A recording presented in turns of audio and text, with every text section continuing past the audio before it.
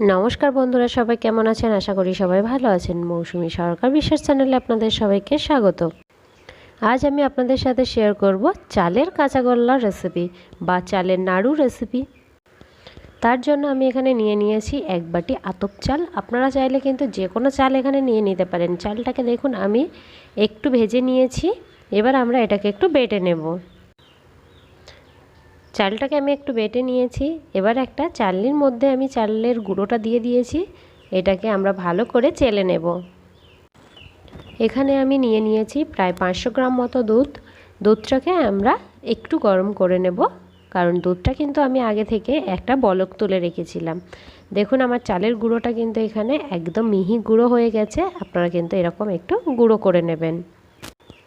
ভিডিওটা ভালো লাগলে লাইক, শেয়ার, কমেন্ট করতে কিন্তু ভুলবেন না। আপনি যদি আমার চ্যানেলে নতুন হয়ে থাকেন, পরবর্তী ভিডিও নোটিফিকেশান সবার আগে পেতে চ্যানেলটিকে অবশ্যই সাবস্ক্রাইব করে রাখবেন। পাশে থাকা বেল আইকনটি অন করে অল নোটিফিকেশান অন করে রাখবেন।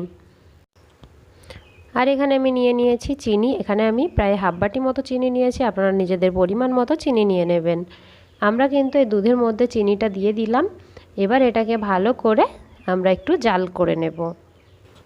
এবার আমরা এর মধ্যে দিয়ে দিয়েছি হাফ চামচ মতো ঘি। আপনারা চাইলে এই কাজটা সাদা তেল দিয়েও করতে পারেন, তবে ঘি দিলে এটা কিন্তু টেস্ট ভালো হয়। এবার আমরা ভেজে রাখা চালের গুঁড়ো কিন্তু এর মধ্যে দিয়ে দিচ্ছি। এইভাবে এটাকে একটা ডো আমরা বানিয়ে নেব। দেখুন এইভাবে ঘাঁটতে ঘাঁটতে কিছুক্ষণ পর দেখবেন এরকম কড়াই থেকে ছেড়ে আসছে। তখন কিন্তু আমরা এটাকে নামিয়ে ঠান্ডা করে নেব। দেখুন আমার কিন্তু এখানে হয়ে গেছে। এই কাজটা করার সময় কিন্তু আপনাদের লো ফ্লেমে কাজটা করতে হবে। খুবই সহজে সামান্য কিছু উপকরণ দিয়ে বাড়িতেই কাঁচাগোল্লা বানানো যায়, সেই রেসিপিটাই আমি আপনাদের সাথে শেয়ার করলাম। তো আপনারা কিন্তু বাড়িতে অবশ্যই ট্রাই করবেন আর আমাকে কমেন্ট করে বলবেন কেমন হয়েছে। দেখুন আমি একটা প্লেটে নিয়ে নিয়েছি। এবার এটা একটু ঠান্ডা হয়ে গেছে। এবার আমরা এটাকে একটু মেখে নেব। আমরা কিন্তু এটা ভালো করে একটু মেখে নেব। এই রেসিপিটা বানানোর জন্য কিন্তু খুব বেশি উপকরণের কোনো প্রয়োজন নেই। আমরা কিন্তু ঘরে থাকা সামান্য কিছু উপকরণ দিয়ে এই রেসিপিটা বানাতে পারি। তো আপনি বাড়িতে অবশ্যই চেষ্টা করুন আর আমাকে কমেন্ট করে বলুন কেমন হয়েছে। এটা টেস্ট কিন্তু খুবই ভালো হয়। দেখুন আমি কিন্তু এখানে এটা ভালো করে একটু মেখে নিয়েছি।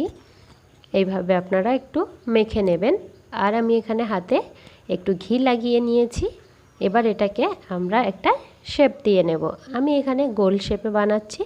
আপনারা চাইলে কিন্তু যে কোনো শেপ দিয়ে এটা বানাতে পারেন।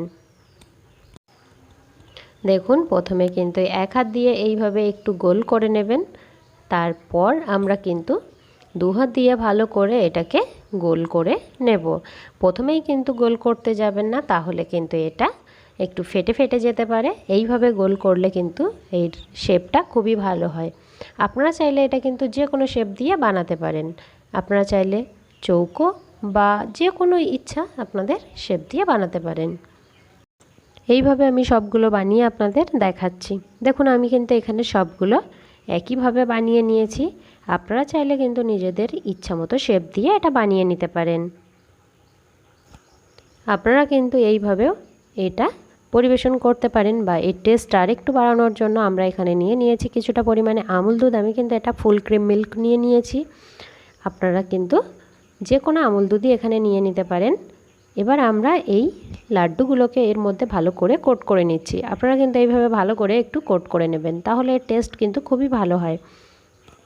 এইভাবে একটু আমুল দুধে কোট করে নিলে কিন্তু দেখতে একদম দোকানের মতো লাগছে। দোকানে যেমন কাঁচাগোল্লা বিক্রি হয় সেই রকমই দেখতে লাগছে। তাই কিন্তু আমরা এখানে আমুল দুধ দিয়ে কোট করে নিয়েছি। আমি এখানে একটা ভেঙে আপনাদের দেখাচ্ছি। দেখুন এটা কতটা নরম আর কতটা সফট হয়েছে। আপনারা কিন্তু দেখলেই বুঝতে পারবেন। সবাই খুব ভালো থাকবেন। আবারও চলে আসবো আপনাদের সাথে নতুন আরেকটা রেসিপি শেয়ার করার জন্য।